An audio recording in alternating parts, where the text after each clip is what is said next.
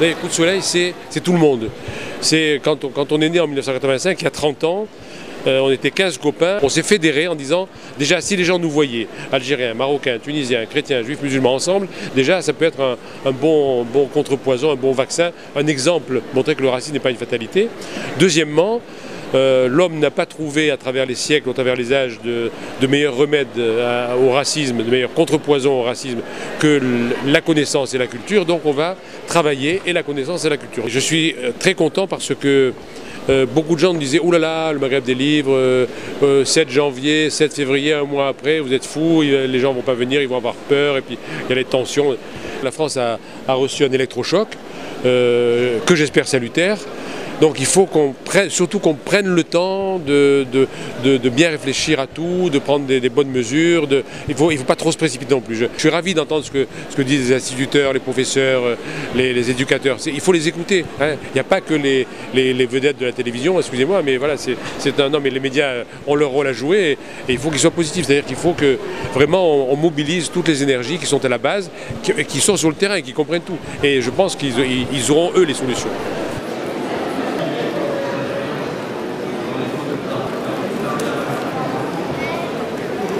Je trouve formidable que ce soit la Tunisie, le pays invité, parce que c'est un des pays qui essaye de préserver ce qui s'est inventé depuis que les peuples se sont levés en 2011, alors qu'ailleurs il y a bien des régressions et bien des malheurs. Donc voilà, c'est aussi une façon de dire que la France est faite du Maghreb, que c'est notre histoire et que cette histoire, elle est en nous, elle est avec nous, elle nous a fait ce que nous sommes. Il y a une ambiance de plus grande gravité dans le pays, on est moins dans une forme de légèreté peut-être, mais en même temps il y a peut-être un bien de tout cela, c'est qu'on se redresse, on se relève, on essaye d'inventer le chemin des causes communes, le sursaut des égalités contre la guerre des identités, des religions, des civilisations. En tout cas, moi, avec, disons, l'optimisme de la volonté, même s'il y a des ombres et des nuages, c'est ce que j'espère.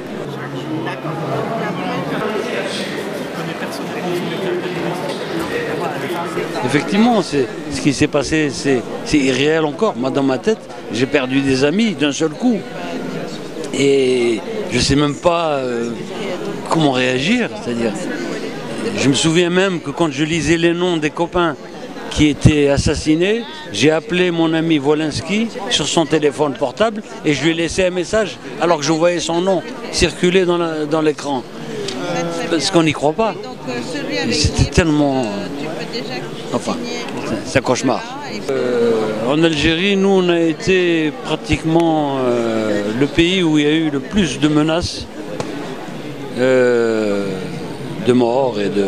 Moi, je me souviens qu'à un moment donné, j'ai dû m'exiler au Maroc pour éviter des problèmes parce que je sentais que je vivais dans un état où il n'y avait aucune protection, où l'État lui-même n'existait pas.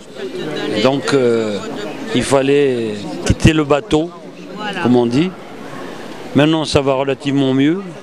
Mais quand on voit les perspectives qu'il y a tout autour de l'Algérie, du Maroc, de la Tunisie, ce qui se passe en Libye, au Mali, etc.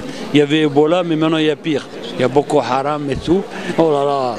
Et franchement, j'espère que ça va changer et pas en pire. Voilà.